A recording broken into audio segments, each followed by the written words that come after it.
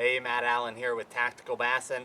I was on the Tactical Bassin Facebook page this morning, and there was some discussion going on about swimbait rods and rod action, and it got me thinking that when I was trying to find the right swimbait rod, it would have been really nice if there was something out there that showed rods with weight hanging on them so that I could make some educated decisions about what I needed.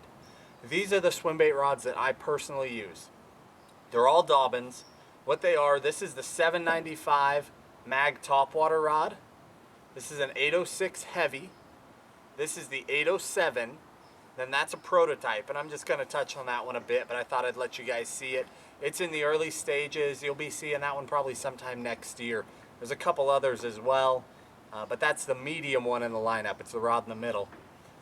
Let's talk a little bit about these. What you need to understand, these all have 2 pounds hanging on them. So they're all flexing differently, and you need to see that. This first one, the 795, that's a 7'9", 5-power rod. A lot of guys talk about throwing big soft baits on them, big baits with jig hooks. You know what? I just don't agree. To me, the way this rod is right now, it's not designed for that. It's a fast rod. Not the whole rod is bowing. Now it's bowing because there's 2 pounds on it, right? But when you really look at this rod and you weight it up, most of the flex is here in the beginning. It's a pretty fast rod, but just not what I use in those applications. It's a 5-power. It's just not quite strong enough for like the 8-inch, 9-inch, 10-inch baits.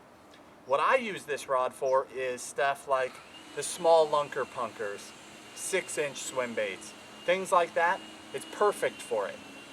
Compare that to the one next to it. This is the 806. Now this rod is a sleeper.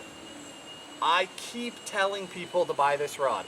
In my opinion, there has never been a better treble hook swim bait. So hard baits with treble hooks, there's never been a better rod built.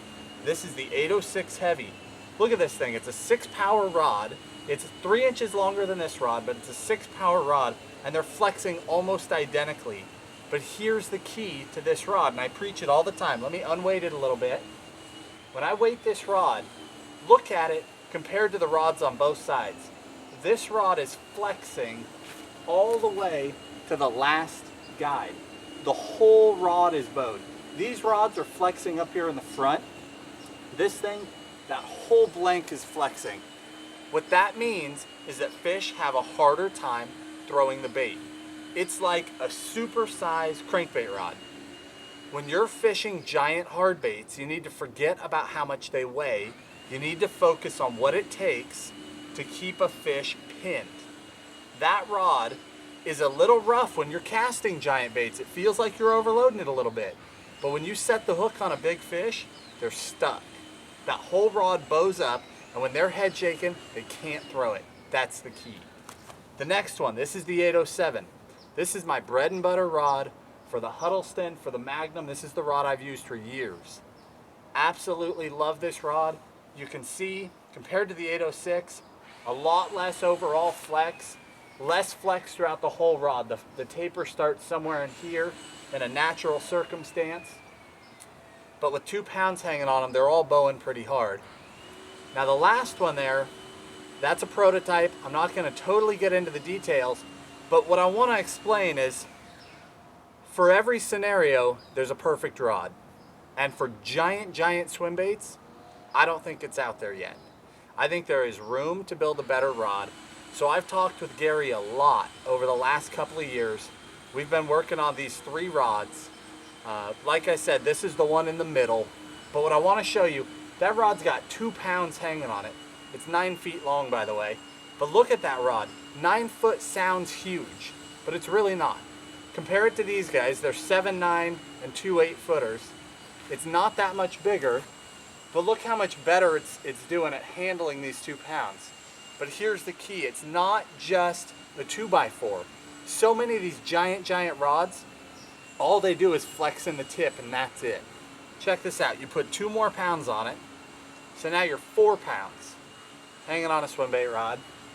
Now look how much more of that rod's bowing, all the way up in here. Because think about it, you're throwing swim baits. Sure, they may not weigh 2 pounds, but you're trying to catch fish that are bigger than 4 pounds. So there's 4 pounds hanging there. You're starting to get a full flex in the rod. You put 2 more pounds on it, because if you're using a giant rod, you're trying to catch giant fish. Now there she is with 6 pounds hanging. This is what makes this rod different. The entire blank is flexed, just like that 806, but on a grand scale. You set the hook on a giant fish, you hit her hard, because this thing has a ton of backbone. You hit that fish hard, but once she comes up and you're grinding her, and she's coming up and trying to thrash and shake her head, it doesn't matter. The rod's loaded up, it's not gonna unload during those hook sets, or those head shakes, and you're gonna get more of those fish in the boat. You need to pay attention to that. There's not a perfect rod for every situation.